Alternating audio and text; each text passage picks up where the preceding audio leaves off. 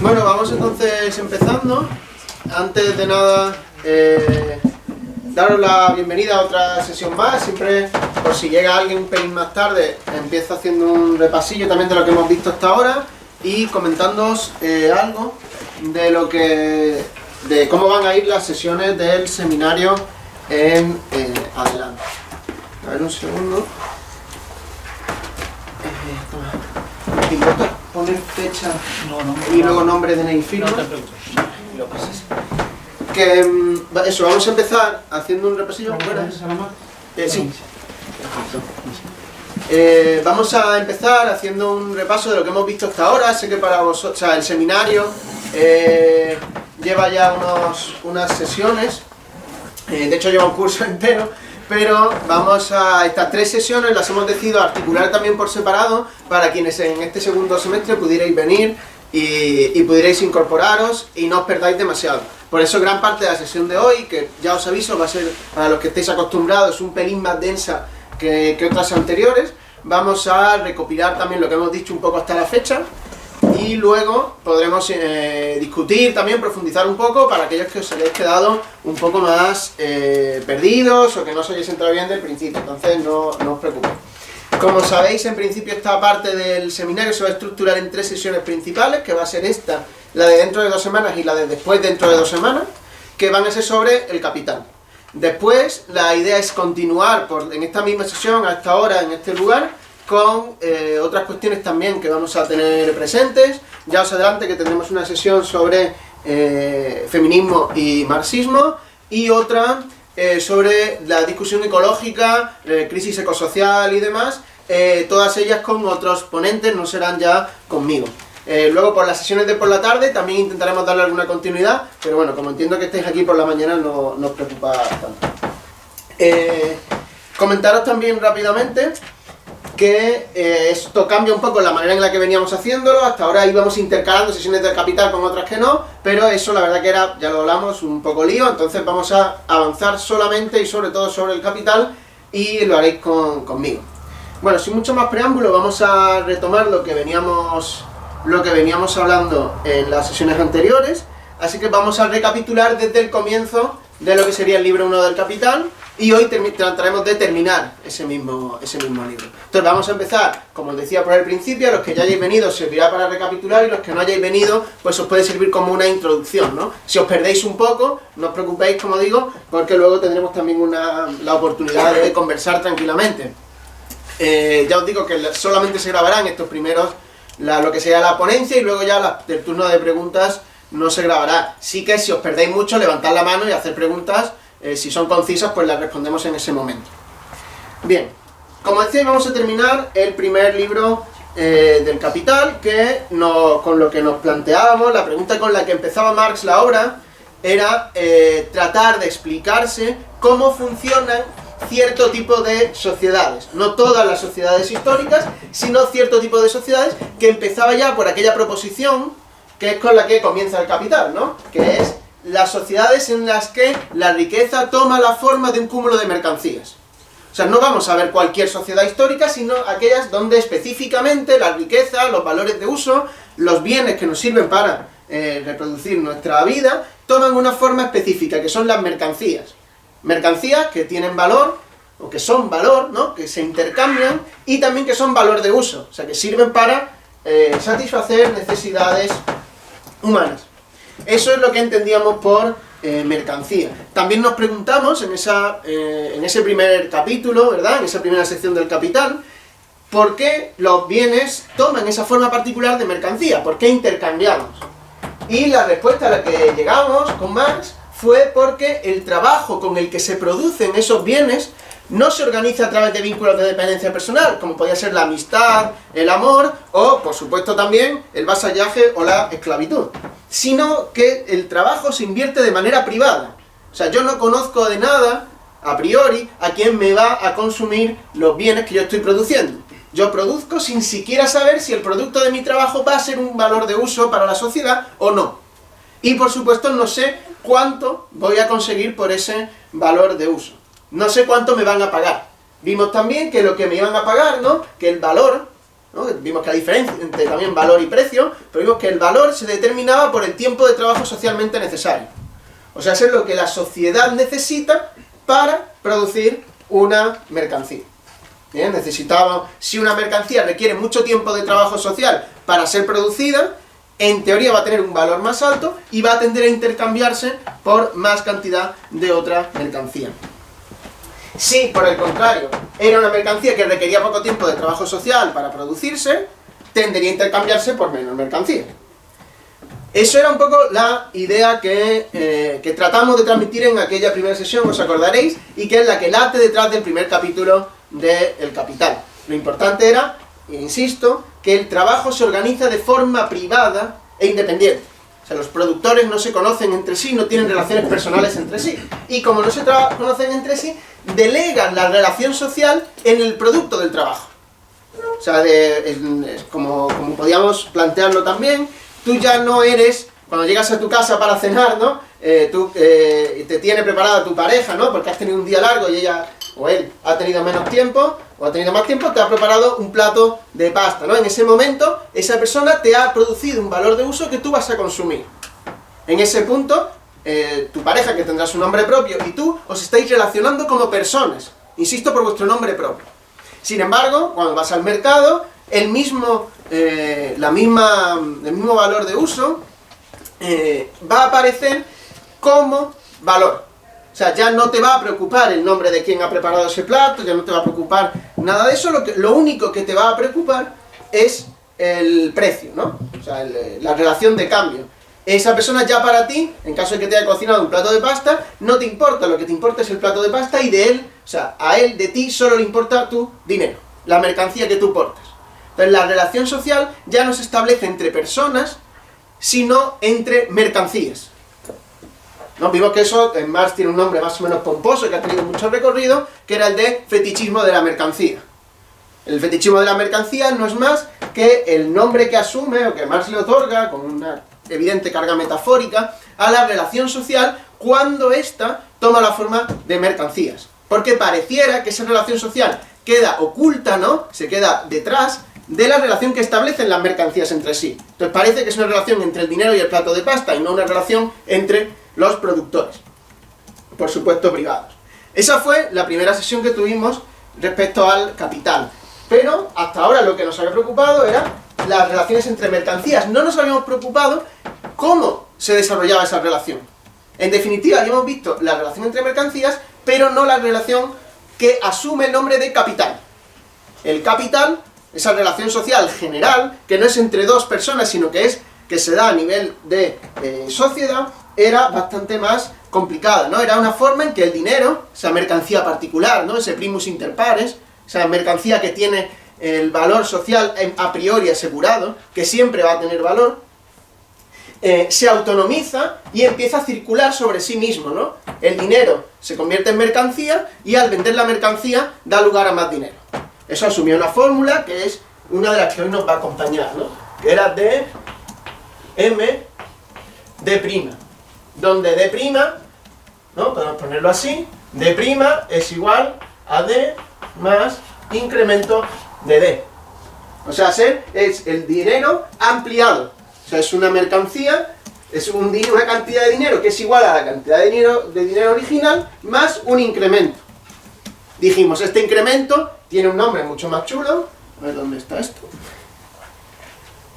que es a lo que llamamos plusvalía. O sea, es un valor que se valoriza, eso es el capital. Una relación social que esa capacidad de cambio, o sea, esa capacidad de cambio, que obviamente es una relación social, ¿no? Se ha autonomizado y gira sobre sí misma, ¿no? Da vueltas, es un valor que genera más valor. Es un valor que, eso es una cantidad de dinero, que tú la echas al mercado, ocurre un proceso misterioso, que es esta M de aquí, que era un proceso que ya vimos que era misterioso, y que al venderse esa mercancía, da lugar a una cantidad superior de dinero. El misterio ya lo resolvimos casi inmediatamente. Estoy seguro de que muchos de vosotros ya conocerán, y de vosotras ya conocerá la respuesta, ¿no? Es que aquí ha habido un proceso de trabajo. Pues habíamos dicho que el valor de las mercancías dependía del tiempo de trabajo, el hecho de que una mercancía suma más valor y por ende puedas venderlo por un valor aumentado es porque en medio ha habido un proceso de trabajo. Entonces podíamos ampliar esta fórmula, y vimos esta fórmula también, que era más chula, ¿no?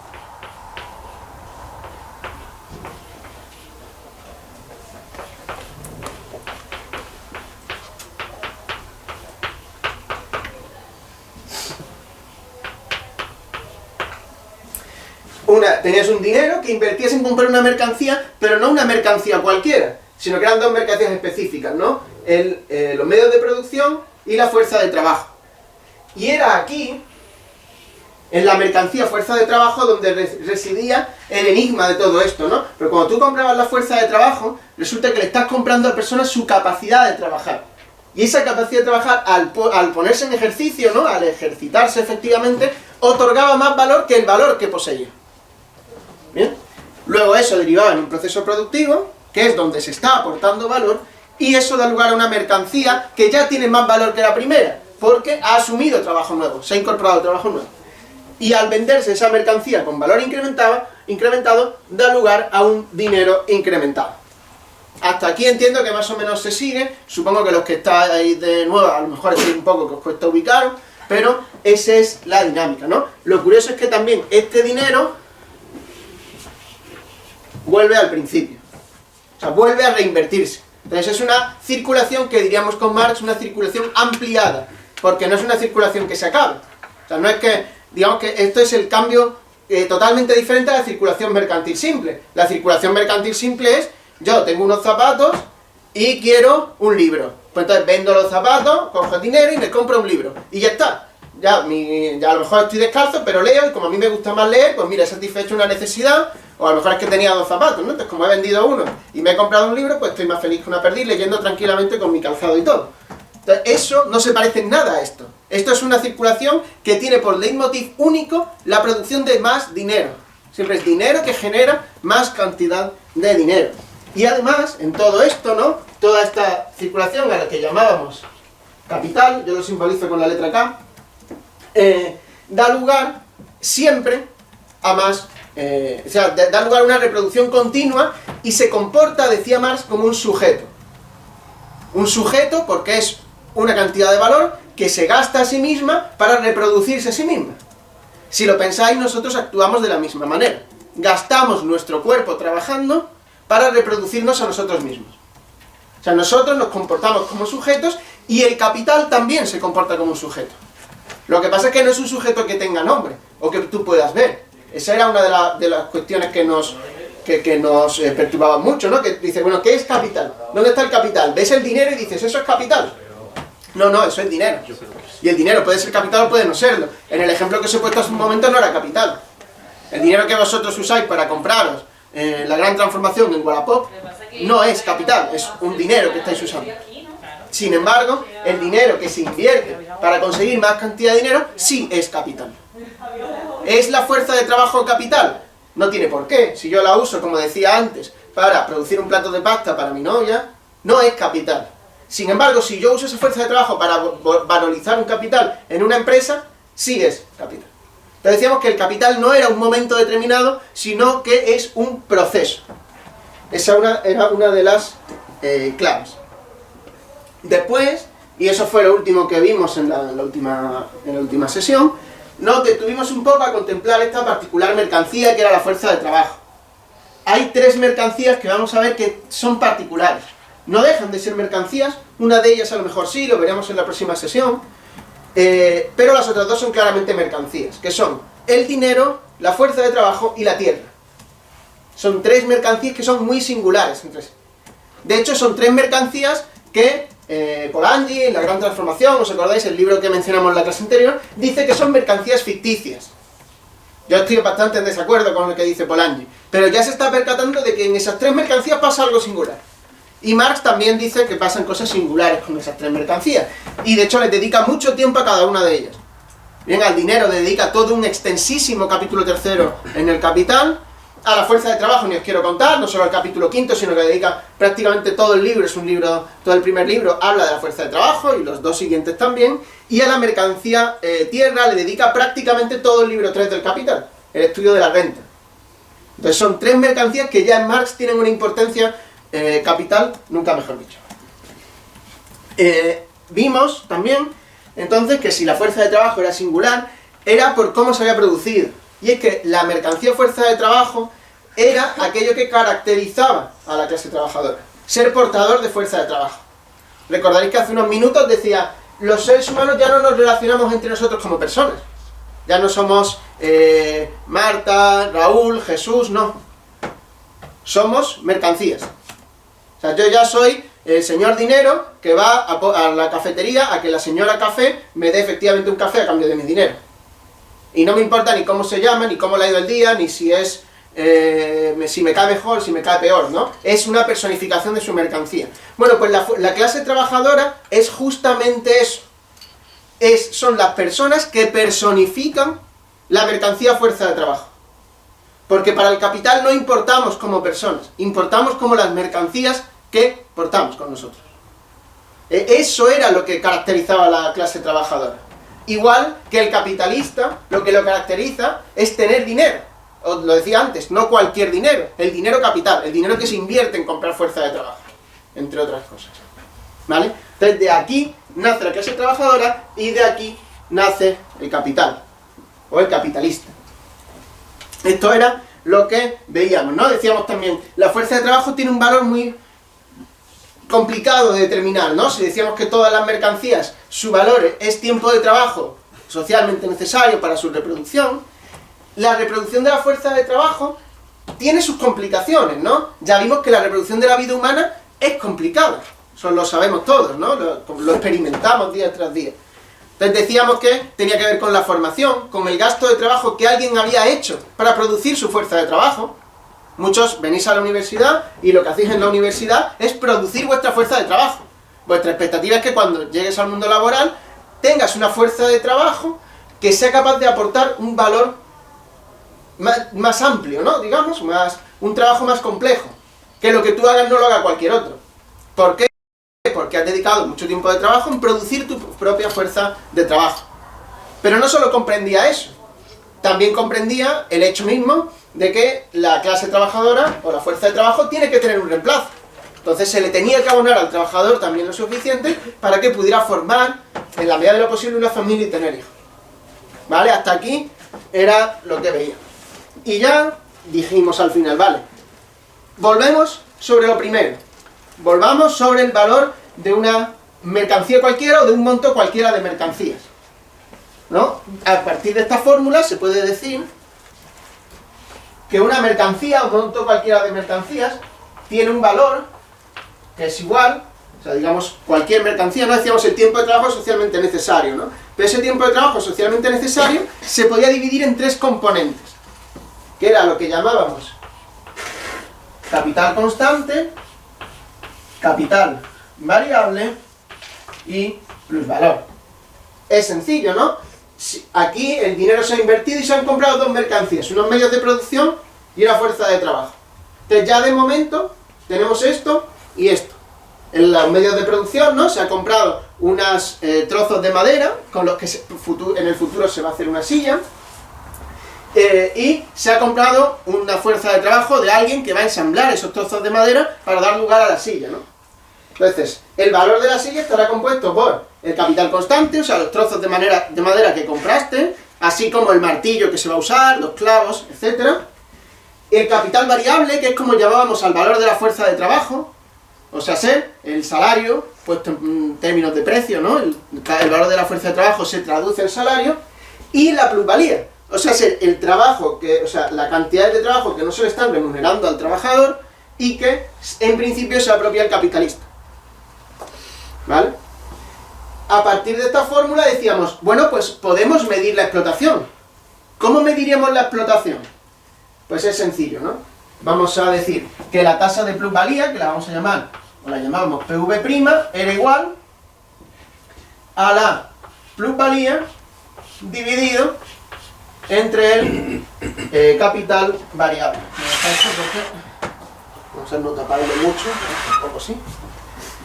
Y veíamos que esto, PV', era la fórmula de la explotación, de lo que se llama tasa de plusvalía o tasa de explotación. No son exactamente sinónimos, pero para lo que nos interesa lo van a ser, ¿vale? La tasa de explotación. Decíamos, claro, si yo quiero, el capital siempre va a querer aumentar esta ratio. Disculpad los que estéis un poco más así con matemáticas, pero creo que es una fórmula que se entiende bien, ¿vale? O sea, la explotación es igual a la cantidad de trabajo que no se paga, dividida entre la cantidad de trabajo que sí se paga. Es bastante sencillo. Entonces, al capital siempre le va a interesar aumentar esta tasa de explotación. Y dijimos ya, y con eso terminamos la última vez, ¿cómo se aumenta esto? Pues como todos los que sepáis, aunque sean nociones mínimas de matemáticas, para aumentar una división, ¿no? Un cociente, hay que o aumentar el numerador o reducir el denominador. Es obvio, ¿no? Es muy sencillo. Bueno, pues en la última sesión dijimos, le llamamos plusvalía absoluta a aumentar el numerador. A aumentar el trabajo no pago, la plusvalía. Manteniendo constante el valor de la fuerza de trabajo. Se entiende muy sencillo. Yo te pago lo suficiente de lo que hemos hablado antes, ¿no? Para que te reproduzcas, para que te reproduzcas también fisiológica y biológicamente. Pero con ese valor que yo no te lo voy a variar, te voy a hacer trabajar más horas. Eso es plusvalía absoluta. O no te voy a hacer trabajar más horas, pero vas a trabajar más intensamente. También lo vimos, ¿no? O sea, se trabaja más intensamente, es apretar las tuercas, ¿no? Presionar al trabajador. Eso era a lo que llamábamos plusvalía absoluta. Lo que hoy vamos a ver, y en esto nos vamos a detener bastante, es en lo que llamamos, o vamos a llamar, plusvalía relativa. ¿Hasta aquí todo bien? ¿Alguna pregunta? Seguro que algunas, muchas. ¿Alguna pregunta concreta? ¿Algún concepto que no haya quedado claro? ¿Alguna noción? ¿Una categoría, mejor dicho? No, solo una cosa nada más que la fórmula, tanto la primera como la segunda, porque no se ha planteado nunca hacerla, es que nunca la he visto de forma cíclica, tal como lo estabas planteando. O sea, la propia fórmula, hacerla... Como una espiral. Exactamente. Sí, hay muchas representaciones en ese sentido. No la había visto. Sí, hay una, la última... Vamos, que explica mejor lo que tú estabas contando, ¿no? Sí, el proceso cíclico. La última sesión os hice una que era un poco más compleja, ¿no? Que salía de aquí el capital variable, que era como un doble ciclo, porque en realidad el capital siempre se ha dicho que funciona en tres grandes sectores de acumulación, ¿no? El que produce medios de producción, el que produce fuerza de trabajo, o medios de consumo para la fuerza de trabajo, y el que produce medios de... digamos, o sea, medios de consumo para el trabajador y medios de consumo para el capitalismo. Entonces se decía, se producen medios de producción, medios de consumo obreros y medios de consumo para el capitalista. Que siempre se ponía igual a consumo suntuario, como si lo que pasa es que, claro, es una representación, porque obviamente el capitalista no solo consume bienes de lujo. Y hoy vamos a ver que capitalistas hay de todos los pelajes. Bien. Hoy lo que nos vamos a plantear entonces es cómo reducir esta parte de aquí abajo, ¿vale? El capital variable, lo que más llama plusvalía relativa. El Capital es un libro singular, ciertamente, ¿no? O sea, es un libro, alguna anécdota curiosa, cuando se lo envió por primera vez a Engels, se quedó fascinado y horrorizado al mismo tiempo. Decía, joder, ¿qué potencia tiene esto? Pero hay que ver, Marx, qué difícil escribes, amigo. O sea, el tipo llega a combinar hasta tres idiomas distintos en una misma página. Era un tipo culto y le gustaba hacerse el culto, no nos vamos a engañar. Le gustaba presumir de léxico, ponerte en una misma página referencias a Goethe, a Cervantes. Dicen que aprendió español solo para leer el Quijote. No sé hasta qué punto es cierto, pero en la última etapa de su vida empezó también a aprender ruso. Era un tipo con una inteligencia singular, como os digo, muy desconcertante, era un libro denso, pero también era un libro que horrorizó a Engels. Es que hay notas al pie que son más largos que capítulos enteros. Primero, por nada, haceros una idea, ¿no? Que le vais a enviar algo a vuestro... a un trabajo de clase o lo que sea, y resulta que hay notas al pie de páginas y páginas, y luego un capítulo que es cortito, y dices, bueno, esto es impensable, ¿no? Pero es cierto que Marx siempre tenía muy claro que era importante para él. Y eso en el libro primero se nota muy claramente. Sabéis que los libros 2 y 3 se publicaron después por Engels, que hay toda una polémica, no vamos a entrar en eso, ¿no? Pero en el libro primero hay determinadas cosas a las que dedica mucho tiempo y determinadas cosas a las que no. Por ejemplo, al dinero dedica muchísimo tiempo. Y además es un capítulo complicadísimo del dinero, este capítulo tercero, que suele pasar más o menos desapercibido, pero es muy complicado. Y fijaos si es complicado que, o sea, si el objeto es complicado, que en ese capítulo ni siquiera empieza a agotar las cuestiones del dinero. Solo retomará en el libro tercero, porque claro, ¿cómo vas a entender el dinero sin la tasa de interés? Y eso aparece todo en el libro tercero, ¿no? Y de hecho en el libro tercero, que dedica muchísimo a la renta, y hay unos debates complicadísimos, ¿no? Bueno, pues de todo el libro primero, una de las secciones más importantes es toda la que se dedica a la plusvalía relativa. Una sección que muchos marxistas, muchos lectores del Capital pasan muy desapercibida. Parece que es Marx simplemente citando cómo los trabajadores tienen condiciones de vida nefastas, y parece un capítulo casi de relleno, ¿no? En el que mira los informes de los inspectores de trabajo y explican cómo eran las condiciones de vida, se preocupa por cómo funciona el taller dentro. Trata de pasar a través de las puertas de la empresa, ya no solo le importa la mercancía que se produce, sino cómo es todo el mecanismo que da lugar a esa producción, y lo analiza. Esta parte es la parte de la sección de producción de plusvalía relativa.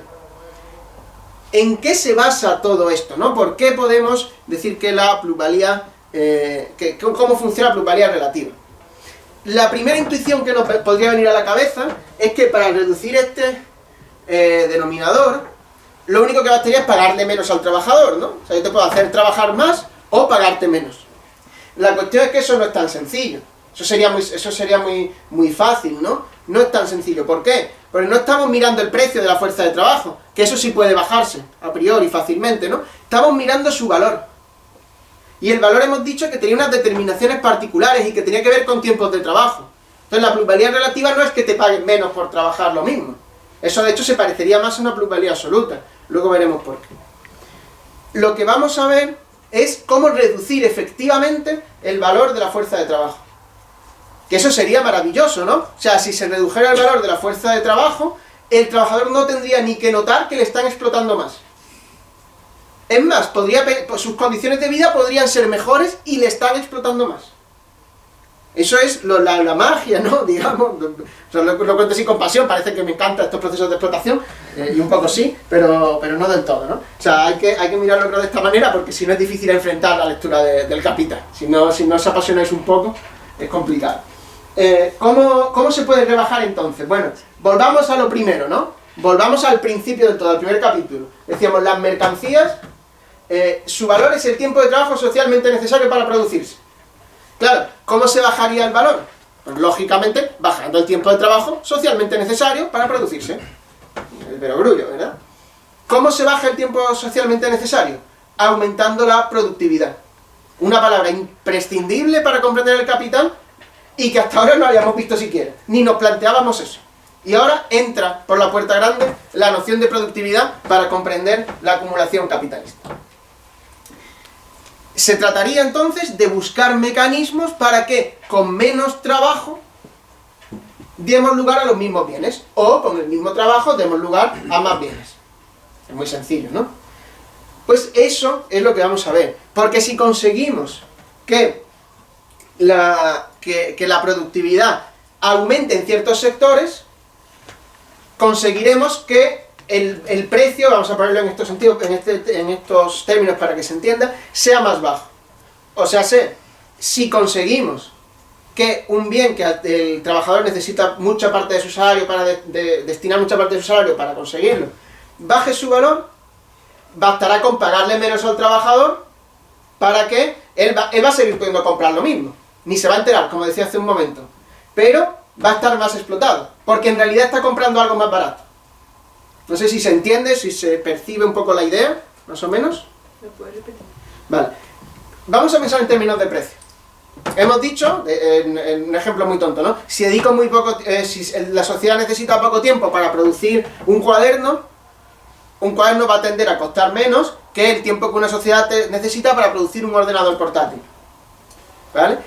Entonces, si el trabajador para reproducirse necesita un ordenador portátil, y no nos engañemos, todo trabajador necesita un ordenador portátil a día de hoy, o un ordenador de sobremesa, pero a priori va a necesitar un ordenador, pero es que si no, no puede insertarse en la sociedad prácticamente.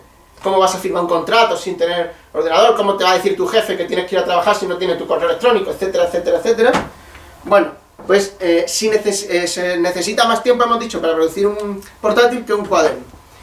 Si conseguimos, por medios que ahora vamos a ver, ¿no?, que para producir un ordenador se necesite menos trabajo, un ordenador será más barato, ¿verdad? Si lo mismo que el ordenador, lo digo, para el cuaderno, para lo que sea, para cualquier otro bien, el capitalista va a tener que pagar menos al trabajador y el trabajador va a mantener su nivel de vida. ¿Por qué? Porque ha habido un aumento de la productividad. O sea, en el siglo pasado, que un ordenador, que sobre todo a principios, no mediados del siglo pasado, era impensable que un trabajador necesitara o comprara un automóvil. La industria del automóvil consiguió, aumentando enormemente su productividad, de hecho es, digamos, la industria que siempre se pone de ejemplo, consiguió aumentar la productividad para que comprar un automóvil fuera bastante asequible. Entonces, un bien que ya formaba parte del valor de la fuerza de trabajo, porque para ir a trabajar los obreros iban en el automóvil, tenían que gastarse relativamente poco esfuerzo. Entonces los obreros celebraban, ¿no? Hemos conseguido suficiente salario para comprar un automóvil.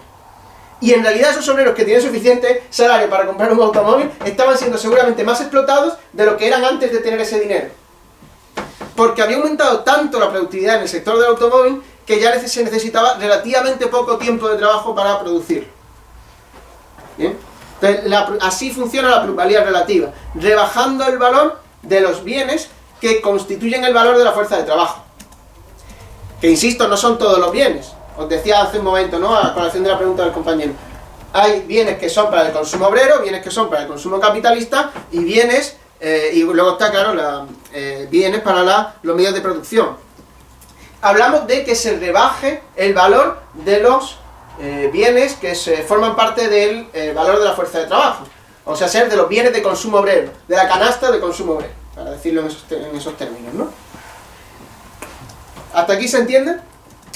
O sea, no, si hay un aumento de la productividad maravillosa para la producción de diamantes, a priori el valor de la fuerza de trabajo no se mueve mucho. Que en realidad también, porque no nos engañemos, los obreros también, a lo mejor una vez en su vida y para una pedida de mano, para una costumbre así arcaica, ¿no? Pero a lo mejor también consumen diamantes, pero a priori no va a ser lo importante es que se rebaje, por ejemplo, la cesta de la compra, la vivienda, la gasolina, todo esto. Si todo eso baja su valor, los trabajadores van a estar más explotados, y sin que lo noten. No sé si se ha entendido, esta es la idea sobre la que va a circular casi todo lo que vamos a decir hoy, entonces es importante que quede claro. ¿Se entiende? ¿Más o menos? Pero caras de relativa incomprensión. Bueno, no os preocupéis, luego si queréis también, al final de la clase volvemos un poco sobre estas ideas y hacemos una recapitulación, ¿vale? Entonces, el valor de la fuerza de trabajo ya no es una cosa que quede por fuera digamos, del dominio del capital, porque el capital también va a imponer circunstancias o sea, unas condiciones productivas que van a alterar eso. O sea, el valor de la fuerza de trabajo ya no es una cosa que estuviera dada, sino que es una cosa en la que ya el propio capital participa en ella. O sea, digamos, es el capital el que acaba determinando también el valor de la fuerza de trabajo, porque al final es en este mismo sector. O sea, tiene que ver con este circuito, cómo se desarrolla más bien este circuito, el capital, en los sectores que producen medios de consumo obreros. Para quienes estéis más avezados en la materia. También se podría decir lo mismo cuando en el sector de medios de producción, o sea, en el sector de producción, de medios de producción. Porque si se rebajara el valor de los medios de producción que producen bienes de consumo obrero, se rebajarían esos bienes de consumo obrero también. Pero ya os digo que eso tiene un giro ahí, posterior, ¿no? Simplemente nos vamos a quedar con una idea muy sencilla. Si aumenta la productividad, se reduce la fuerza de trabajo. O sea, el valor de la fuerza de trabajo, ¿no?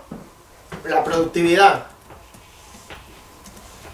y el valor de la fuerza de trabajo tienen una relación inversa. A más productividad, menos valor de la fuerza de trabajo.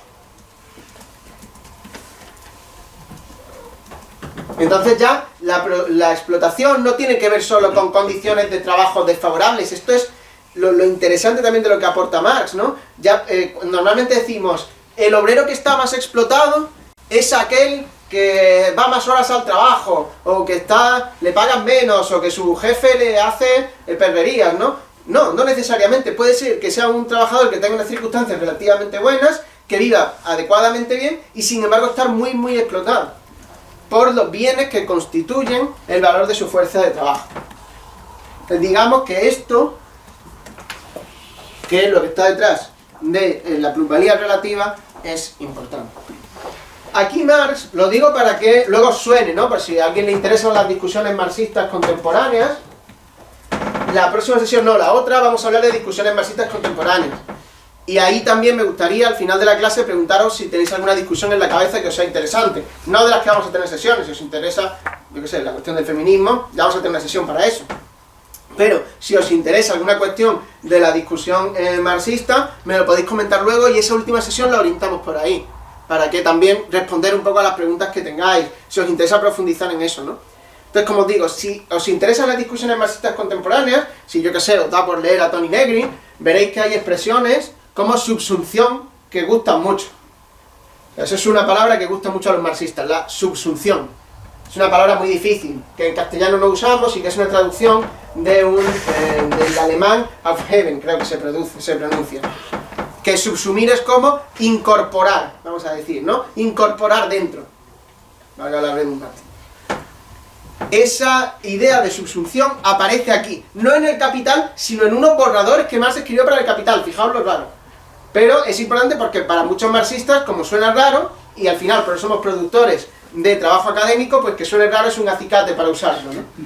Pues esa idea de subsunción se refiere justamente, o sea, la subsunción del trabajo en el capital es la plusvalía relativa, ¿no? Habla de subsunción formal, cuando habla de plusvalía absoluta, o sea, la subsunción formal es el trabajo está dentro del capital, ¿no? Pero está dentro del capital solo porque se le explota.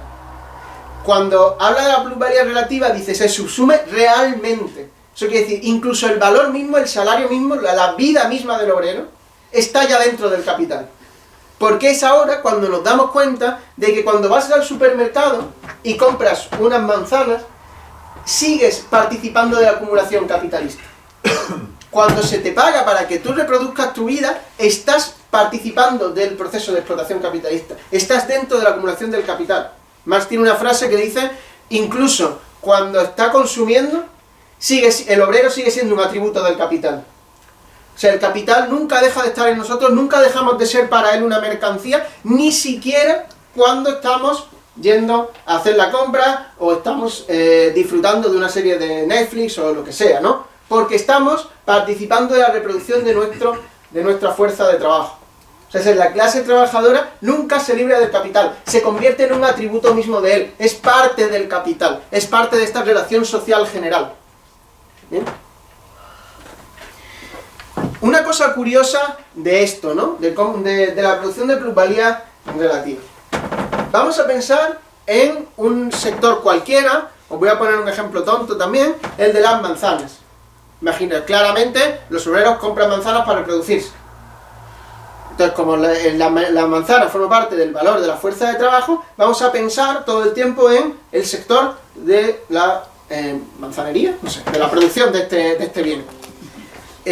Pensemos que en ese sector hay un incremento de productividad. Ahora vamos a ver alguna forma de incrementar la productividad, ¿no? Pero pensemos en una cualquiera, ¿no? Fertilizantes. Se descubre un fertilizante maravilloso, que deseca la tierra y que destruye el planeta. Bueno, sí, pero produce un montón de manzanas, ¿vale? Entonces, se consigue un fertilizante maravilloso. Y eso hace que las manzanas que antes costaban 1 euro, ahora van a costar 0,50 o 0,10 céntimos. No creo que nunca costaran 1 euro, pero para hacernos la idea, ¿vale? Se entiende. Entonces vamos a suponer que hay las empresas productoras de manzanas consiguen ese fertilizante y ahora las manzanas cuestan mucho menos. El beneficio no es para ese sector que produce manzanas. Ese sector se va a ver beneficiado muy de refilón, y ahora veremos cómo.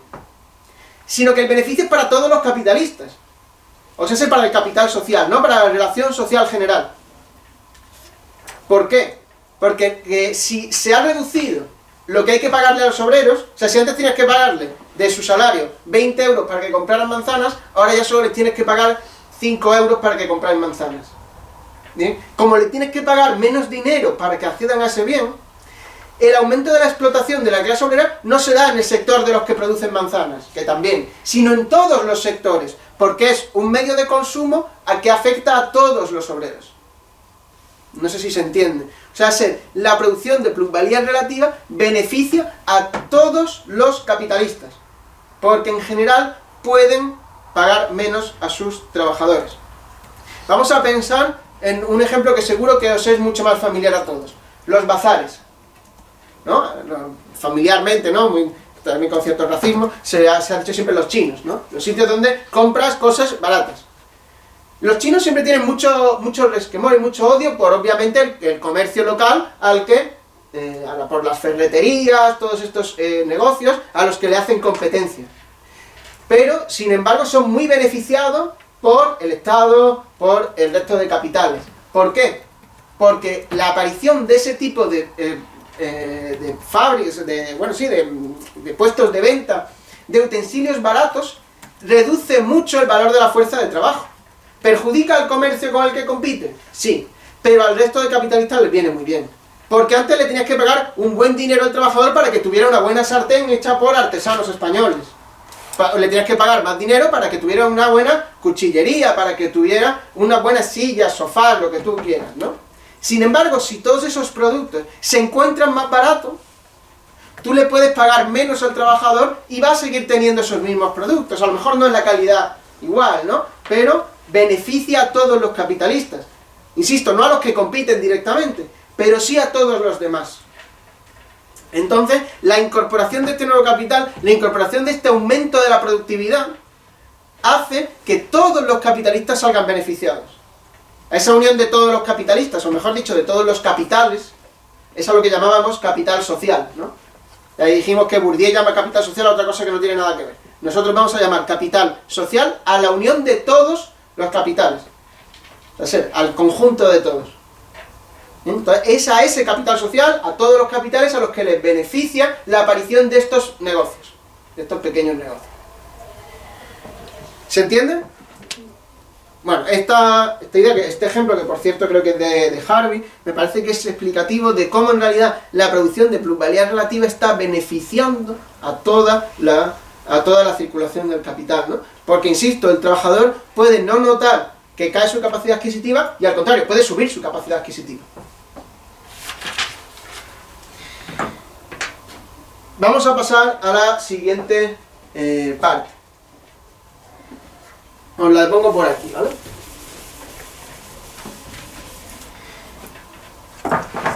¿Cómo beneficia, o sea, por qué los capitalistas incrementan su productividad? ¿No? Vamos a pensar ahora, hemos dicho, vale, beneficia a todos. O sea, si en el sector de las manzanas hay un aumento de la productividad, todos los capitalistas salen ganando. Pero hemos dicho, el sector de las manzanas no especialmente. O sea, sí, le puede pagar un poco menos, pero tampoco es que los obreros les paguen solo para que compren manzanas. Les pagas para que compren un montón de cosas.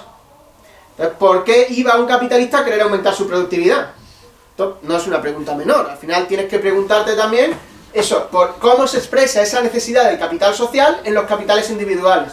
Como los capitales, ¿por qué un capitalista, digamos el productor de manzanas, va a decir, "Buah, yo quiero producir más manzanas más rápidamente"? No tendría por qué querer hacer eso, ¿no? Pero, o sea, nuestro sentido común nos dice que sí, que va a querer hacer eso. Pero vamos a tener que ver por qué, según los términos que hemos estudiado hasta ahora, va a querer hacer eso, ¿vale? De nuevo, vamos a volver a las representaciones matemáticas que creo que ayudan un poco, ¿no? Vamos a pensar que estos son horas de trabajo, este es un productor que vamos a llamar A, y este es otro productor que vamos a llamar B, ¿vale? El valor de la mercancía manzana, vamos a decir que se sitúa a esta altura, ¿vale? Que vamos a decir que es 2, ¿vale? Lo pongo aquí mejor que se vea. El valor de las manzanas se sitúa en 2. Vamos a decir los kilos, el kilo de manzanas o los 2 kilos de manzanas, da igual. Las manzanas que sean, se sitúa en 2 horas de trabajo. O sea, la sociedad necesita 2 horas de trabajo para producir esa mercancía. El productor A va a tardar 3 horas en producir esa mercancía. Y el productor B va a tardar solo una hora en producir esa mercancía. Siendo que las manzanas se venden por 2, ¿qué capitalista creéis que saldría ganando de eso? ¿El A o el B? Tenemos que menos tiempo. El B, efectivamente. Evidentemente. El B, evidentemente. ¿Por qué? Porque está produciendo por 1 y se está llevando otra hora. Mientras que el productor A está dedicando una hora más que no vale para nada. Está haciendo una hora de trabajo que no produce valor. Mientras que el productor B, en una hora, ha producido 2 de valor. Entonces, el productor B se va a llevar muchas horas, lo estamos plantando en horas, ¿vale? Para que sea más sencillo, se va a llevar una hora más por cada hora que dedica a producir. Obviamente, eso va a hacer que la rentabilidad del productor B sea enorme. Porque sus trabajadores están produciendo una cantidad de plusvalía enorme. A esto de aquí, Marx le llama plusvalía extra o extraordinaria, dependiendo de la traducción. La plusvalía extra no deja de ser el valor que se está llevando porque produce con un valor, o sea, está dedicando menos horas que sus competidores para conseguir el valor, ¿no? Está tardando menos en producir el mismo valor. ¿Se está entendiendo? Ya os dije que esta sesión iba a ser más densa que otra, no os preocupéis, las que quedan por delante son más sencillas. Que sí, era peor. Se va a llevar una plusvalía extra, una plusvalía extraordinaria. Por cierto, ¿la hoja de firma ha pasado también para este sector? Sí, yo creo que sí. Vale, pues vamos a intentar darle movimiento. Vale. Entonces hemos dicho, vale, el productor B se va a llevar bastante más valor. ¿Qué pasará con el paso del tiempo? O sea, ¿qué tenderá a pasar? Pues que el productor A va a decir, ostras, si el B que está aplicando este fertilizante se lleva mucho más, voy a aplicarlo yo también. Porque así me llevo yo también mucho, ¿no? Estamos suponiendo que en esta sociedad solamente hay 2 productores de mercancías manzanas. Pues, sencillo, ¿vale? Entonces va a pasar una situación curiosa, ¿no? Ahora, el A, que hemos dicho que aplica el mismo fertilizante, produce 1. Dedica una hora, ¿vale? El B, que obviamente sigue igual, también tarda 1. Así que no se ve, ¿no? Ya. Bueno. Antes pasaba esto, ¿no? Lo que ahora va a pasar, siendo esta línea el valor, ¿no? Es esto. ¿Ya?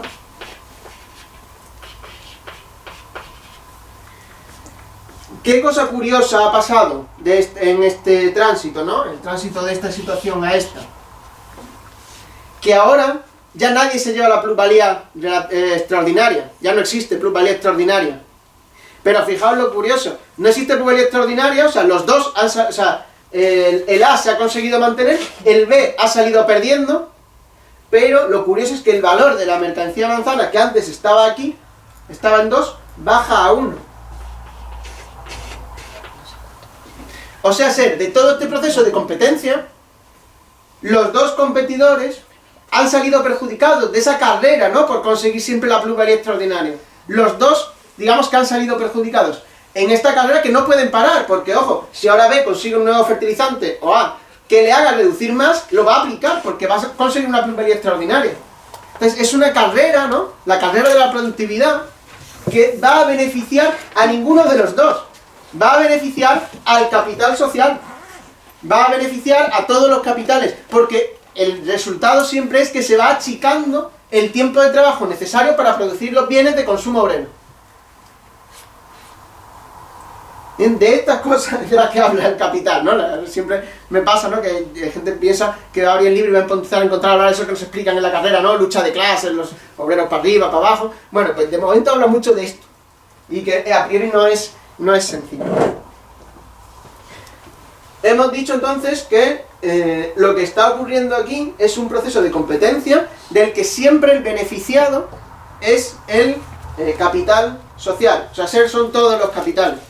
De esa carrera, digamos, hacia ninguna parte, hacia ir reduciendo más y más el valor de las mercancías, quien se beneficia no son los competidores, que sí se benefician, pero siempre temporalmente, hasta que sus competidores alcanzan la misma productividad. O sea, digamos que la plusvalía relativa es el acicate que sirve para que implementen nuevas mejoras, ¿no? Para que incrementen la productividad.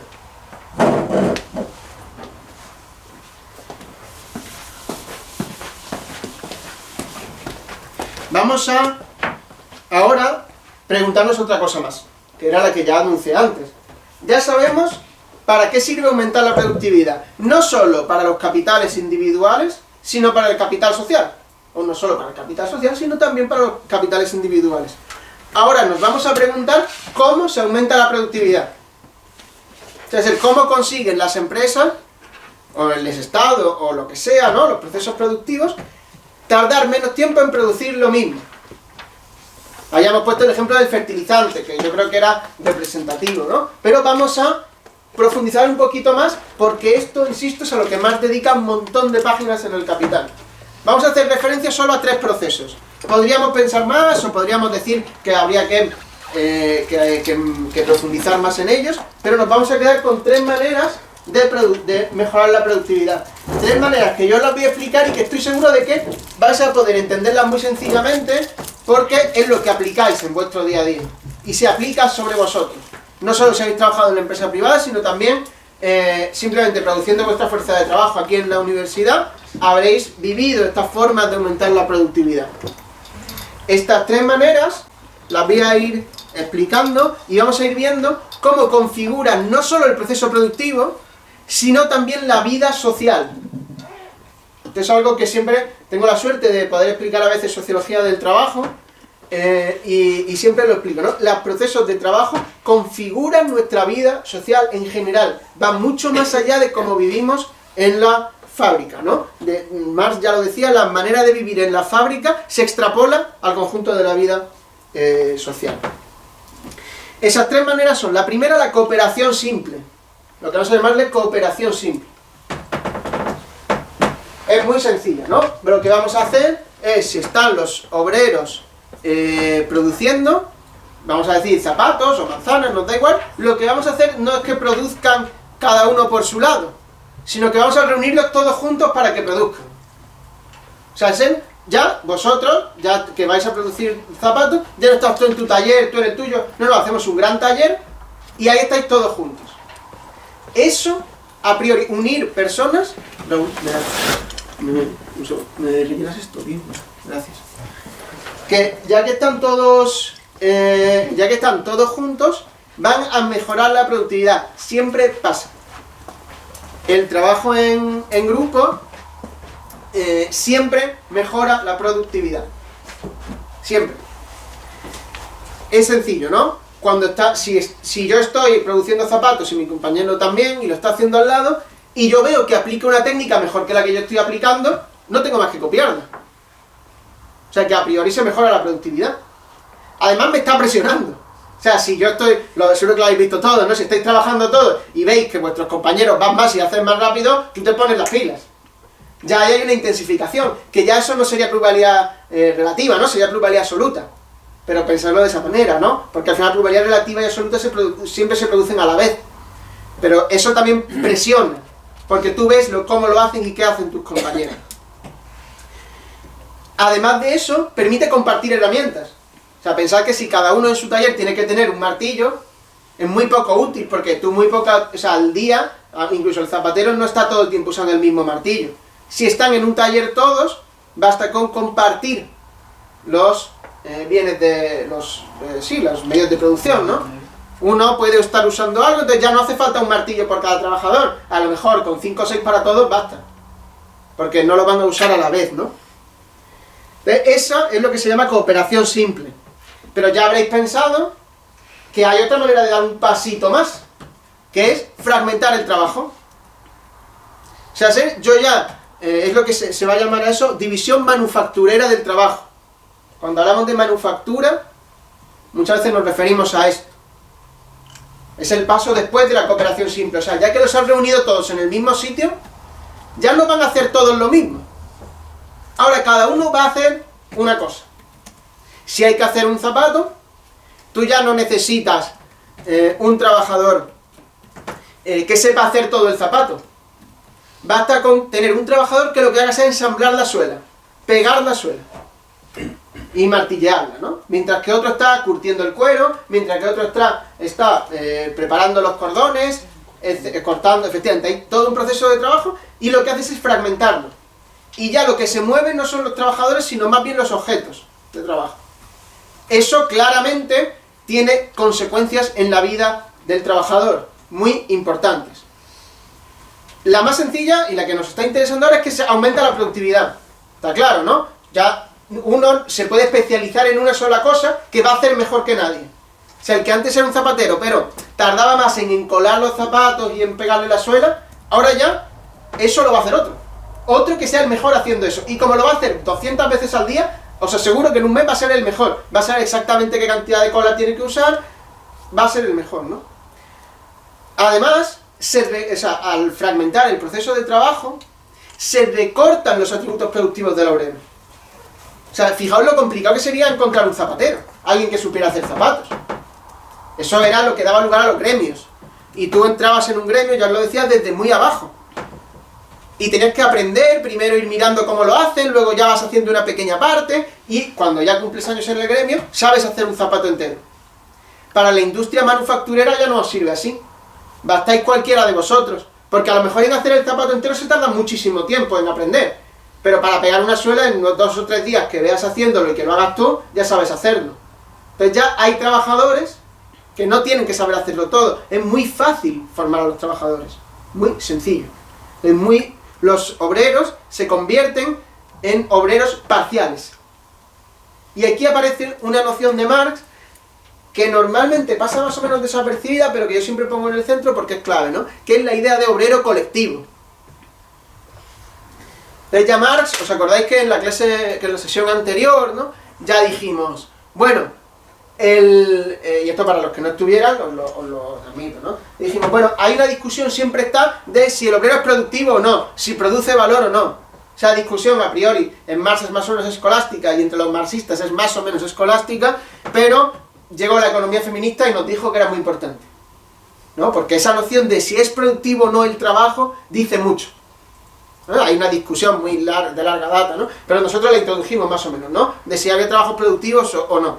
Y ya Marx aquí hace un comentario que es clave, ¿no? Dice, es que el obrero individual ya no es productivo de nada. Ensamblar una suela tú no estás produciendo nada, no hay ningún valor de uso. Solamente es productivo el obrero colectivo. Y el obrero colectivo es inmenso, ¿no? Os pongo otro elemento que siempre me sirve para también explicar la decadencia histórica de la burguesía. Y es que los capitalistas cada vez sirven para menos. Porque para hacer un zapato no es necesario solo que haya alguien cosiendo la suela, que haya otro encordando los zapatos, otro desarrollando, o sea, preparando todo el cuero, ¿no? No. Hace falta también un obrero que vigile. O sea, hace falta alguien que vigile los talleres. Y esos talleres ya son inmensos, en los que se reúnen cientos de obreros. Entonces, la tarea de vigilancia que hacía el capitalista, la hace un obrero. Se contrata a un obrero para que vigile que los otros obreros producen. La tarea de estar pendiente de las cuentas era muy fácil cuando eran talleres pequeños, pero cuando se manejan volúmenes enormes, hace falta contratar a alguien para que haga eso. Y ese también es un obrero. Entonces, finalmente todas las tareas que hay que hacer para dar lugar a una mercancía, ¿no? En un proceso productivo, lo acaban desarrollando obreros. Lo que vamos a decir, órganos del obrero colectivo. El obrero recortado, el obrero parcial, se convierte en parte de un proceso inmenso cuyo objetivo es la valorización del capital. Pero él ya no es el que valoriza el capital, ¿no? O sea, no individualmente, sino siempre colectivamente. De hecho, aparece un obrero singular que es el obrero con conciencia científica. Pero para hablar de él vamos a dar otro pasito más. Gracias, tío.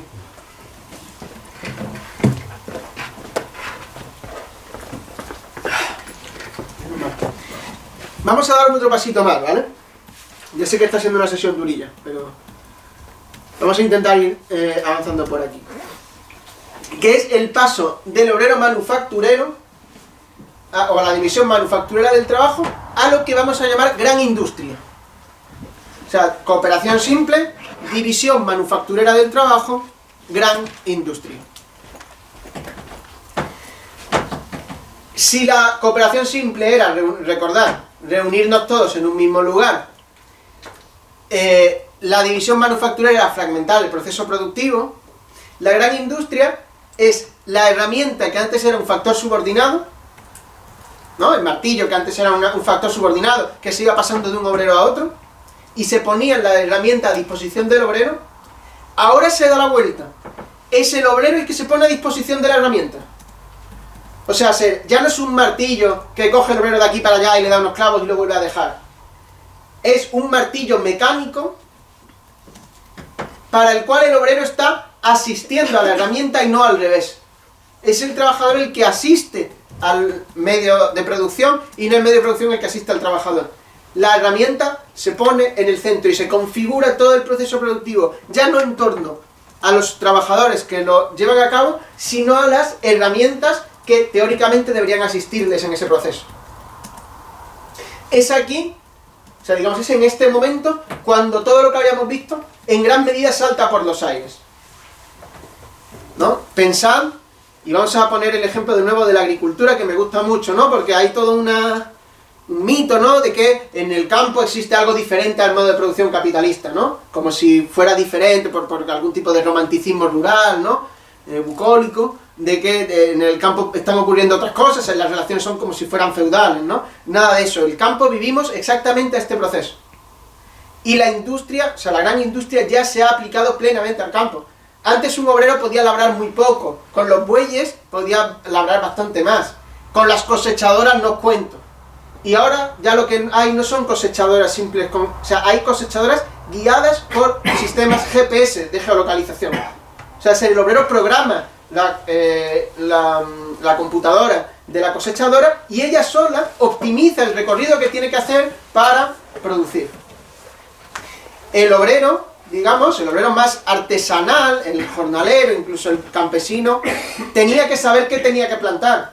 Y ahí, digamos, la sabiduría que Popular hacía mucho. Sabían que si plantaban ciertas semillas y luego otras, iban alternando, mejoraban la productividad.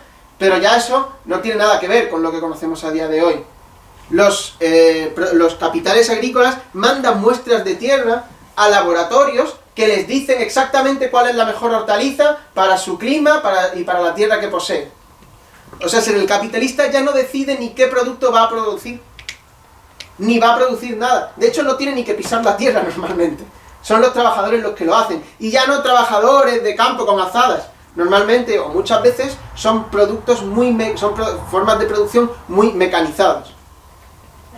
Y aquí aparece otra cosa, que es lo que adelantaba hace un segundo, que es la conciencia científica. Para organizar todo este proceso de producción, hace falta un tipo de conciencia muy singular que sea capaz de organizar tanto las máquinas como los obreros que las asisten.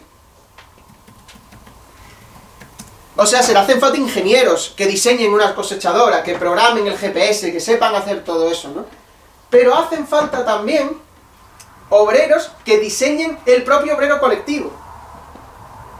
Ahí hay me encanta la asignatura, la verdad, de sociología del trabajo, de las relaciones laborales, porque se explica eso perfectamente, ¿no? Y es curioso porque nunca se piensa así, nunca se piensa sobre el funcionamiento de la economía capitalista. Pero, claro, por eso nunca se entiende casi nada. Sin yo menospreciar a ninguno de vuestros profesores, ¿no? Pero para entenderlo es mucho mejor si piensas que en realidad lo que estaban pensando era eso. Todo el tiempo estaban reflexionando sobre eso. Hay un famoso experimento que hizo Mayo, ¿no? Que decía que los obreros tenían que llevarse bien entre ellos porque así mejoraba la productividad. No era más, Elton Mayo, no sonará, que un obrero que estaba pensando cómo optimizar el obrero colectivo. Es que los obreros producen más si son felices. hagámoslos felices. Pongamos espacios de socialización, porque si se socializan van a estar más contentos, van a ir todos los días al trabajo mejor y van a producir más. Se está diseñando la conciencia del obrero para producir plusvalía relativa. O sea, no es una cuestión menor. Todo está girando en torno a este proceso que veíamos aquí. Absolutamente todo. Entonces ya están siendo los obreros los que piensan cómo actúan otros obreros. Y para pensar cómo actúan otros obreros necesitan un tipo de conciencia singular, que es la conciencia científica. Por eso la ciencia no aparece en el siglo XIV, ni en el siglo I. No, la conciencia científica, como la entendemos a día de hoy, apareció cuando el capital la reclamó. Y la reclamó para aumentar la productividad del trabajo. En Marx aquí siempre se le ha acusado, y es verdad, de ser un pensador muy poco, o sea, bastante ambiguo o muy poco maniqueo. Y es verdad. Marx dice, no, es que el capital ha conseguido ha traído al mundo de una manera brutal, pero ha traído al mundo unos avances increíbles. ¿No? Ya han aparecido obreros que por fin pueden producir, o sea, era impensable que la humanidad tuviera la capacidad productiva de semejante cantidad de comida y de semejante cantidad de artilugios, ¿no? Y sin embargo el capital lo ha hecho posible. Lo ha hecho posible arrastrando consigo una parte de la humanidad y de la clase trabajadora, ahora lo vamos a ver, pero también ensalzando a otra parte de la clase trabajadora, a la que otorga una conciencia científica, porque claramente el capitalista no puede asumir eso. No se puede esperar que por haber heredado una empresa seas un experto en producir, en cómo funcionan las relaciones laborales, ¿no? Otro ejemplo famoso es el de Taylor. Taylor fue un tipo que tuvo muy mal encaje entre los empresarios de su tiempo, porque les decía, mira, es que como producen tus obreros, está mal. Yo voy a decirte cómo tienen que producir. Y de hecho, esto es súper interesante, el modo de producción capitalista cambió la percepción del tiempo. El tiempo no se entendió como lo que hoy en día llamamos cronos, ¿no? Hasta que el capital lo requirió. Fijaos la paradoja, ¿no? A los obreros industriales se les impedía entrar con relojes en las fábricas. Tenían cajas a la entrada en las que dejaban sus relojes de bolsillo, entonces, ¿no? Y entraban, ¿por qué? Para que perdieran la noción del tiempo dentro de la fábrica. Las fábricas se cerraban y se ponía iluminación artificial, para que no supieran, os pasa, ¿no? No os ha pasado nunca, a lo mejor en la universidad, en esta no tanto, pero en otros, los centros comerciales, ¿no? Entras a los centros comerciales y de repente sales y dices, hostia, ya es de noche, ¿no? Pues efectivamente se hace para que el tiempo no pase ahí dentro. Y sin embargo, si el tiempo no se le deja, o sea, es un recurso que se le retira a los obreros, los capitalistas lo tienen muy en cuenta. Taylor iba con un cronómetro y le decía a un trabajador, a ver, mueve esa tuerca. Como los de estos de los nadadores deportivos, ¿no? Que hacen como, vale, ya. Pues igual, se cronometraba cuál era el movimiento para hacer el movimiento óptimo, y ese movimiento óptimo se le enseñaba a todos los obreros, para que no se desperdiciara ni un segundo. O sea, el modo de producción capitalista cambió nuestra forma de ver el tiempo. Todo se configuró en torno a la producción del capital. Entonces, como digo, eso hacía falta obreros con unos atributos productivos muy desarrollados, que fueran capaces de comprender cómo funciona todo el taller y que lo fueran diseñando para aumentar siempre la productividad. Entonces la conciencia científica, como digo, cae en la clase obrera. Y eso lo va cambiando todo. Os decía hace un segundo, la sociedad se adecúa a la fábrica y no al revés. Toda la sociedad empieza a funcionar así. El sistema de castas, o el sistema de estamentos o de gremios salta por los aires, porque ya no hace falta enseñar a un obrero que entre como aprendiz en un gremio y que acaba siendo... No, ahora ya basta coger cualquier obrero, enseñarle a apretar una tuerca y ponerle a hacerlo. Entonces los obreros se hacen reemplazables unos por otros. Eso, como digo, hace saltar todo el sistema de relaciones sociales. La familia ni os cuento, eso daría mucho que hablar. Pero la familia, lo dice Marx también, cuando habla de esto, dice, estamos viendo el alumbramiento de una forma superior de familia. No se detiene mucho en eso, ¿no? Pero ya está dando pinceladas de que todas las sistemas, o sea, dice, el patriarcado se está viniendo abajo. Está apareciendo una forma superior de familia. Y efectivamente era verdad. Uf. ¿Tenéis prisa? Espero que no. Que me he metido muchas cosas aquí. Pero bueno, vamos ya acelerando un poco. Aunque prefiero que lo entendáis y dar menos a que no lo entendáis. Ya no queda tanto. Vamos a ver muy rápidamente cómo se aumenta la productividad, ¿no? Desde que o sea, cómo esto tiene que ver con el funcionamiento general, ¿verdad? Pensemos en la inversión, ¿vale? En esta M de aquí, este DM, o sea, esa es la inversión productiva. Esta inversión productiva, para que sea cada vez más productivo, se tiene que invertir cada vez más en medios de producción respecto a lo que se invierte en fuerza de trabajo. ¿Por qué? Porque antes tienes que comprar al obrero, que le tienes que pagar un salario, y le tienes que comprar un martillo, que es relativamente barato. Ahora, cada obrero asiste, a veces no a uno, sino a varios telares mecánicos inmensos. Entonces, de lo que te gastas en salarios cada vez es menos con relación a lo que te gastas en medios de producción, que cada vez es más. ¿Se entiende, verdad? Esto hoy lo voy a dejar apuntado porque en la próxima sesión vamos a ver que esa idea tan tonta de tener que invertir más en medios de producción respecto a lo que inviertes en medios de consumo obrero es toda una espada de Damocles sobre el modo de producción capitalista y desencadena la crisis. Pero eso será material de la siguiente sesión, ¿vale? Eso lo veremos. Os dejo apuntada la fórmula, ya la recuperaremos, que es una cosa a la que se llama composición orgánica del capital. De nuevo, otra formulita, ¿no?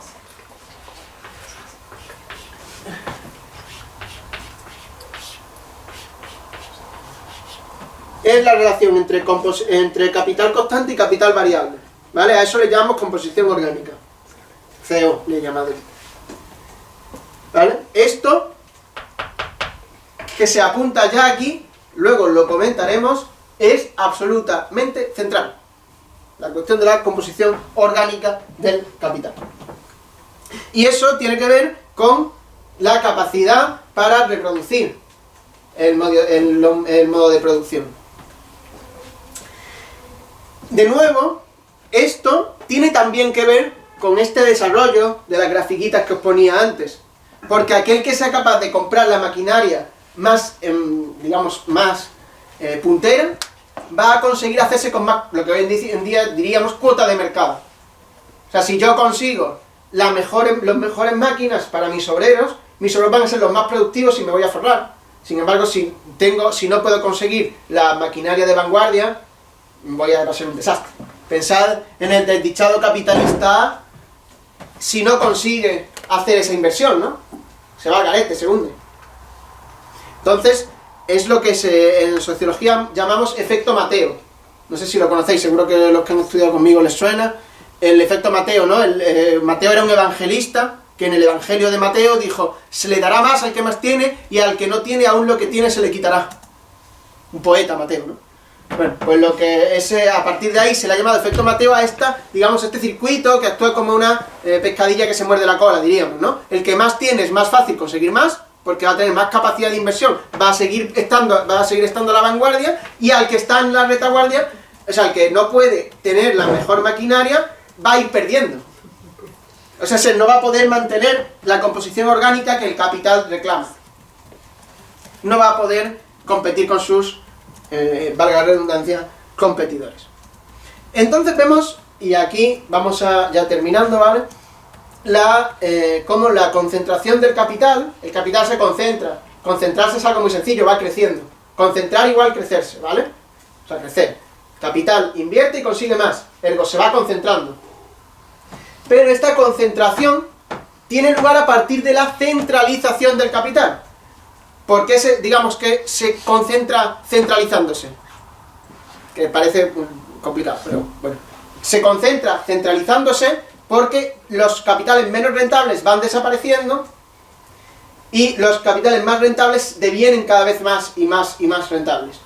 No quiere decir que esto nos lleve a un monopolio futuro, porque hay mecanismos de compensación, ¿no? Quiere decir que muchos de los capitalistas que hoy existen decaen frente a otros que crecen y prosperan, ¿no? Los capitales van floreciendo. Entonces se va centralizando, van desapareciendo. Y esto introduce una noción importante, que es que la clase capitalista ya no la podemos pensar como un ente homogéneo, sino que hay que pensarla como un ente, o sea, digamos un colectivo muy heterogéneo. Hay capitalistas que están a la vanguardia, y que, como decía antes, el capitalista, el poseedor de los medios de producción, ese ni va a pisar la planta de la fábrica nunca. Un día, ¿no? Como Amancio Ortega, que va un día a saludar y a abrazarse con los chavales, es decir, es un tío del pueblo, ¿no? Muy campechano, ¿eh? Pero en principio el gran capital no va, el capitalista del capital normal incluso, no ya del grande, va a pisar muy poco su fábrica. Pero también hay capitalistas de pequeños capitales, que va a estar siempre con el agua al cuello. Y que de hecho, que es una de las contradicciones importantes, muchas veces no, va a tener que compensar esa explotación de sus obreros, que no puede explotarlos con mejores máquinas, va a tener que compensarla explotándolos más a través de la plusvalía absoluta. Como sus capitales son menos rentables, no les puede, o sea, como su capital es poco rentable, va a tener que apretar más las tuercas a sus obreros porque es que si no, no compite. No es porque sean malas personas, no tiene por qué, pueden serlo, sino porque tiene que competir, y para competir tiene que apretar a sus obreros porque no les puede poner las máquinas que a él le gustaría, porque no tiene capacidad de inversión. Entonces, ese tiempo en el que el capital se va marchitando, se va hundiendo, es tiempo en el que va apareciendo otro, ¿no? O sea, se va hundiendo. Por eso siempre tengo que decir que la reducción del número de capitalistas es cada vez más notable, ¿no? Y que lo vemos en nuestro día a día, ¿no? Vemos capitales poco eficientes y capitales muy eficientes. Y ya para terminar la clase, vamos a ver qué pasa no con la clase capitalista, que ya he dicho que deviene muy diversa, sino qué pasa con la clase trabajadora. Que la clase trabajadora, no nos engañemos, es la inmensa mayoría de la población. La inmensísima mayoría, ¿no? Esa clase, que es la, insisto, la trabajadora, también en todo este proceso se diversifica. Vamos a pensar en tres colectivos, ¿no? Uno de ellos ya lo hemos mencionado. Es el colectivo más agraciado por el capital. Son esos obreros que tienen que tener los atributos productivos más desarrollados. Una subjetividad productiva expandida. El obrero de la conciencia científica. Ese es un obrero del capital. Y es un obrero del capital que vive relativamente bien, en muchas ocasiones, ¿no? Ese es uno. Pero también hay obreros que devienen lo que más llama apéndices de las maquinarias, o apéndices de la maquinaria. Esos obreros ya no tienen que saber mucho, era el obrero que os decía antes, es reemplazable. Lo único que tiene que hacer es pasar productos por la caja registradora. No, la verdad que nunca lo he hecho, pero estoy seguro de que no se tardan demasiados meses en enseñarte a pasar productos por una caja registradora. Y está diseñado así, o en reponer productos, ¿no? O sea, se te asigna una parte del proceso productivo y esa es la parte que tienes que hacer. Es un obrero reemplazable, es un obrero que el capital no necesita hacerlo pasar por complejísimos procesos productivos. No tiene que ir a la universidad, tiene que saber leer y escribir, por ejemplo, que eso es un atributo productivo que a día de hoy es lo mínimo. Igual que os decía antes que tienen un ordenador, incluso un coche, eso sí lo tienen que tener. Pero a lo mejor ya no tiene que saber hacer ecuaciones de tercer grado. Yo no sé hacer eso, no sé si se puede hacer eso. No sé. Lo que sí tiene que... sí se puede, ¿no? Yo no podría. Ese obrero no tiene que saber hacer nada de eso, ¿no? Yo, por ejemplo, en ese proceso productivo sería un obrero perfectamente reemplazable. Pero habría un tercer grupo, que este es otro término que seguro que todos vosotros estáis esperando a que surja y lo recibiréis como una ovación, que es la población obrera sobrante o ejército industrial de reserva. ¿No? Es uno, Marx dedica todo un capítulo de la acumulación del capital a pensar sobre ese obrero. Le llama de manera muy diferente, ¿no? Población obrera sobrante. No sobrante en general, no sobra. No le digáis eso. O sea, además no está diciendo eso, está diciendo que le sobra al capital. Y no es que le sobre, o sea, le sobra para el proceso productivo actual, pero juegan un papel en la producción muy importante. También le llama ejército industrial de reserva, ¿no? Porque están preparados para entrar a la producción. Y también le llama superpoblación relativa. O sea, población que en principio no hace falta. Ese obrero una de sus funciones, por ejemplo, es presionar a los obreros que sí están vendiendo su fuerza de trabajo. Eso lo conocemos todos, ¿no? Cuando vamos a trabajar y te dice en la entrevista, bueno, es que si no te parecen bien estas entrevistas, es que tengo ahora después otra entrevista y después otra y después otra, entonces si no te cojo a ti no pasa nada, ¿no? Bueno, pues juegan un papel, ¿no? Es esa parte que su función es no tener función. Esa es la superpoblación relativa. Y eso, digamos que es otra parte de la clase obrera que también es del capital. Si antes os decía, el capital coloca lo mejor de sí en una parte de los trabajadores. También coloca lo peor de sí en otra parte de los trabajadores.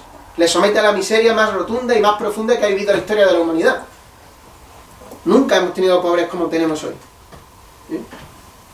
Y eso tiene sentido, claro, porque si hace falta pocos trabajadores para vigilar un proceso productivo muy complejo, pues es que hace falta muy pocos. Y como el crecimiento de la población es mayor que el crecimiento de demanda de fuerza de trabajo, pues se van a crear bolsas de trabajadores desempleados. Trabajadores desempleados que en España es singularmente alta, ¿no? Pero que hay países enteros para los que son reservorios de fuerza de trabajo, que son mataderos inmensos de kilómetros y kilómetros y kilómetros cuadrados, que lo único que hay ahí es población sobrante para el capital. Eso es por lo que no tenemos que pensar. Hay muchos países que dicen, no, ese país es que no está en modo de producción capitalista, ¿no? Somalia no ha llegado al modo de producción capitalista. Claro que sí ha llegado. Lo que pasa es que ha llegado a lo peor del modo de producción capitalista. Es un país que tiene gran parte que es población obrera sobrante, que está ahí para lanzar stock de armas que no sirvan para otra cosa, que se les manda ahí y ya está, ¿no? O sea, es una zona del mundo que ha sido no solo subsumida por el capital, sino que es donde muestra su peor cara. Por eso se dice, no, es que el capital, o sea, la relación capitalista pura es aquella del obrero asalariado. No, es porque hay fuerza de trabajo sobrante que el capital puede destruirla. Las redes de trata de mujeres son sistemas de reflujo de población obrera sobrante. Es una forma en la que el capital regurgita, después de haber masticado, un montón de población sobrante del tercer mundo. No es que esa relación de esclavitud que viven esas mujeres, no es una forma paracapitalista ni un resquicio de la producción esclavista, no, es una forma plenamente capitalista de existir de esas mujeres. ¿No? ¿Cómo pensar entonces un poco, y con esto terminamos ya sí que sí, el fin del modo de producción capitalista? Pues una parte del fin ya lo hemos anunciado. La clase capitalista sirve para muy poco o para nada. Eso lo decía antes, ¿no? El capitalista que es improductivo es que le sobra el propio capital, es que se lo está haciendo saber porque se hunde, porque no va a poder, ¿no?